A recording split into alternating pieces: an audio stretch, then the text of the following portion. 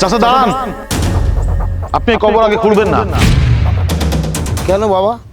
এলাকার কেউ মারা গেলে তো কবর আমি খুঁড়ি, তাছাড়া তো কবর খোঁড়া ভালো কাজ, আর ভালো কাজে কেন তুমি বাধা দিচ্ছ? চাচা আপনি ভালো কাজ করেন সেটা আমি জানি, কিন্তু এই সমাজে এদের মতো বড় লোকদের কবর আপনি খুঁড়বেন না। চাচা আপনি জানেন না যে সব কাজ মাথায় নিতে নেই, পারলে ওরা অন্য কাউকে দিয়ে কবর খুঁড়ুক। এই কামরুল, তুই কেন বাবার কবর খুঁড়তে নিষেধ করছিস? হ্যাঁ, তুই জানিস না আমার বাবা কে ছিলেন? এই তুই জানিস না আমি কার সন্তান? তোর এত বড় সাহস, তুই কবর খুঁড়তে নিষেধ করিস? তোকে কি গ্রাম থেকে বের করে দিতে হবে? বাবা তুমি এমন করে কেন কথা বলছো? আর তাছাড়া কি হয়েছে একটু ক্লিয়ার করে আমাকে বলো তো। আরে কি হয়েছে সেটা জেনে আপনি কি করবেন? আপনার কাজ কবর খোঁড়া, আপনি কবর খুঁড়ুন। চাচা দাঁড়ান, আমি বললাম না আগে আপনি কবর খুঁড়বেন না? আগে আমার পুরো কথা শুনবেন, তারপর কবর খুঁড়বেন।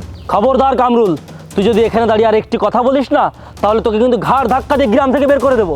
আলামিন ভাই, আপনি কি গায়ের জোরে কথা বলছেন, নাকি বংশের জোরে কথা বলছেন, নাকি অহংকারের জোরে কথা বলছেন? আমরা গরিব বলে কি আমরা মানুষ না? না, তোদের মতো গরিবদেরকে আমরা মানুষ বলে মনে করি না। এই তুই জানিস না এই এলাকার মানুষ আমাদেরকে কতটা ভয় পায়, আমাদেরকে কতটা সম্মান করে, আর তোদেরকে কেই বা চেনে? আরে আমাদের মতো গরিবদের তো আপনাদের তখনই লাগবে যখন আপনার পরিবারে কেউ মারা যাবে, তখন তাকে দাফন কাফন করানোর জন্য, তাই তো? এই কামরুল, তুই এসব বলে কি বোঝাতে চাচ্ছিস? হ্যাঁ, তুই কি বলতে চাচ্ছিস ঘুরিয়ে পেঁচিয়ে না বলে ক্লিয়ার কাট বলে দে। হ্যাঁ বাবা কামরুল, তুমি কি বলতে চাও ক্লিয়ার করে বলো তো। তোমার জন্য অনেকক্ষণ দাঁড়িয়ে রয়েছি, কবর খুঁড়তে পারছি না, ওদিকে ওরা দাঁড়িয়ে আছে, কবর খোলা হলে ওরা লাশ দাফন করবে। দেখো বাবা, দেরি হলে কিন্তু আমার বদনাম হবে। চাচা আমি আজকে সবকিছু বলার জন্য এসেছি, কারণ আজকে বলার সময় এসেছে। কি আলামিন ভাই, গত 6 মাস আগে না আপনার মা মারা গেলেন? হ্যাঁ, মায়ের বয়স হয়েছিল, মা মারা গিয়েছে, তার সাথে কবর খোঁড়ার কি সম্পর্ক? সেটাই আপনাকে ক্লিয়ার করে বলবো। আচ্ছা আপনার মা মারা গেলে সর্বপ্রথম কবর খোঁড়ার জন্য কে এসেছিল? কেন, আমাদের আলী চাচা এসেছিল। তাছাড়া গ্রামে কেউ মারা গেলে তো আলী চাচাই কবর খোঁড়ে। আচ্ছা গত 7 দিন আগে আপনার বোনের বিয়ে খুব ধুমধাম করে দিয়েছেন না? হ্যাঁ দিয়েছি। কামরুল, তুই আসলি এখানে হঠাৎ করে এসে এসব কথা কেন বলছিস? হ্যাঁ, তোর এই ধরনের ফালতু কথা শোনার মতো আমার টোটালি সময় নেই। আলী চাচা, আপনি কেন দাঁড়িয়ে আছেন? কবর করুন। খুঁড়ছি, এই কবর খোল। চাচা দাঁড়ান, আগে আমার পুরো কথা ক্লিয়ার হবে, তারপর আপনি কবর খুঁড়বেন, তার আগে না। বাবা কামরুল, তুমি কি ঠিক আছো? আমার জানা মতে তুমি এলাকার একটা ভালো ছেলে, মানুষের উপকার করো, তাহলে মানুষের বিপদে কেন এমন করছো? চাচা কিছু মানুষের ভেতরের মানুষটাকে জাগিয়ে তোলার জন্য বিপদের সময় শক্ত হয়ে কথা বলতে হয়, কারণ সুখের সময় মানুষ মানুষকে মনে রাখে না। আচ্ছা গত 7 দিন আগে যে আলামিন ভাইয়ের বোনের বিয়ে খুব ধুমধাম করে দিয়েছে, আপনাকে কি দাওয়াত দিয়েছিল? আলামিন বাবাজির বোনের বিয়ে হয়েছে মাত্রই তো তোমার মুখ দিয়ে শুনলাম। কি আলামিন ভাই, আপনার বোনের বিয়েতে আপনি আলী চাচাকে দাওয়াত দেননি কেন? আপনার কি আয়োজনে কম ছিল নাকি অন্য কোনো বিষয়? আরে আয়োজনে কম থাকবে কেন? আমার বোন বলে কথা, আমি আমার বোনকে ভিআইপি ভাবে বিয়ে দিয়েছি, 5,000-এরও বেশি মানুষকে দাওয়াত করে খাইয়েছি। তাছাড়া সত্য কথা বলতে কি, আলী চাচার কথা আমার মাথায় ছিল না। এতক্ষণে আপনি লাইনে এসেছেন। এই আমাদের মতো গরিবদের আপনাদের তখনই লাগে যখন আপনার পরিবারে কেউ মারা যায় বা বড় ধরনের কোনো বিপদ হয়, কিন্তু আপনাদের পরিবারে যখন বড় ধরনের কোনো অনুষ্ঠান হয়, খাওয়ার আয়োজন হয়, তখন আমাদের মতো গরিবদের কথা আপনাদের মনে থাকে না। আচ্ছা আপনি কি জানেন গত 2 মাস আগে আলী চাচা অসুস্থ হয়ে বিছানা শয্যাশায়ী ছিলেন? মারে, জ্বরে আমার গা পুড়ে যাচ্ছে মা, আমার খুব খারাপ লাগছে, আমাকে একটু ওষুধ খাওয়ানোর ব্যবস্থা কর মা। বাবা, ঘরে কোনো টাকা নেই, এমনকি রাতে খাওয়ার মতো কোনো চালও নেই।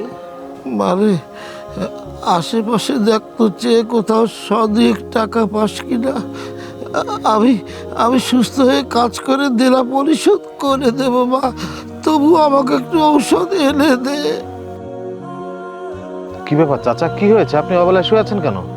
বাবা কামরুল, আজ 1 সপ্তাহ ধরে আমার গায়ে জ্বর, গায়ে কোনো বল শক্তিও নেই, আর কিছু খেতেও পারছি না, এমনকি রাতে যে কি খাবো তারও কোনো ব্যবস্থা নেই।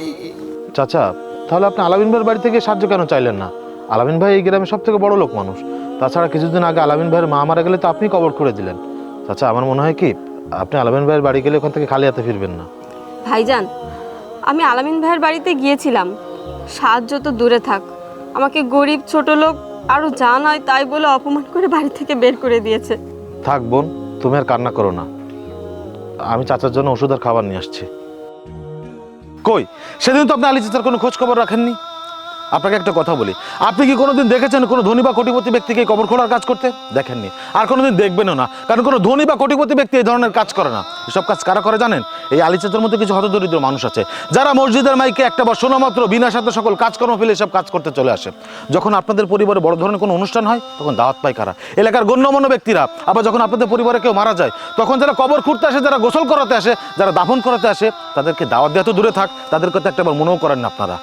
যখন আপনাদের মতো ধনী ব্যক্তিরা অসুস্থ হয়ে বিছানায় পড়ে থাকে তখন আপনাদের মতো কিছু সংখ্যক ধনী দামি ফল নিয়ে তাদেরকে দেখতে চান। যখন আপনাদের পরিবারে কেউ মারা যায় তখন যারা দাফন করাতে আসে, যারা কবর খুঁড়তে আসে, যারা গোসল করাতে আসে, তারা যখন অসুস্থ হয়ে বিছানায় পড়ে থাকে তখন ফল নিয়ে দেখতে যাওয়া তো দূরে থাক, তাদেরকে তো একটাবার মনে করি না। আপনারা সবাই জানেন এই যে হতদরিদ্র আলী চাচা, আমাদের গ্রামে কেউ মারা গেলে একটা বার শোনা মাত্র তার সকল কাজকর্ম রেখে বিনা স্বার্থে এই ধরনের কাজ করতে চলে আসে। কিন্তু যখন আপনাদের বাড়িতে বড় ধরনের কোনো অনুষ্ঠান হয়, খাওয়ার আয়োজন হয়, তখন আলী চাচার কথা আপনাদের মনে থাকে না। আপনাদের মতো বড় লোকদের বাড়িতে যদি তাদের মতো মানুষের একবেলা খাবার না জোটে তাহলে তারা এইসব কাজ কেন করবে বলুন? কামরুল ভাই, আমি তো এই বিষয়টা কখনো এভাবে ভেবে দেখিনি। কামরুল ভাই, দয়া করে তুমি আমাকে ক্ষমা করে দাও। আলী চাচা, আসলে আমিও আপনার বিষয়টা এভাবে কখনো ভেবে দেখিনি। আমি আপনার সাথে খারাপ আচরণ করে ফেলেছি, আপনি আমাকে ক্ষমা করে দিন। কামরুল ভাই, আমি কথা দিচ্ছি, গ্রামের কেউ বিপদে পড়লে আমি তাদের পাশে গিয়ে দাঁড়াবো, প্রত্যেককে সাহায্য করার চেষ্টা করব। তুমি অন্তত দয়া করে রাগ করে থেকো না। তুমি চাচাকে কবর খোঁড়ার জন্য অনুমতি দাও। আলী চাচা, আলামিন ভাই যেহেতু তার ভুলটা বুঝতে পেরেছে, আপনি তাকে ক্ষমা করে দিন আর তার বাবা যেন কবর খুঁড়ুন। হ্যাঁ, ঠিক আছে বাবা।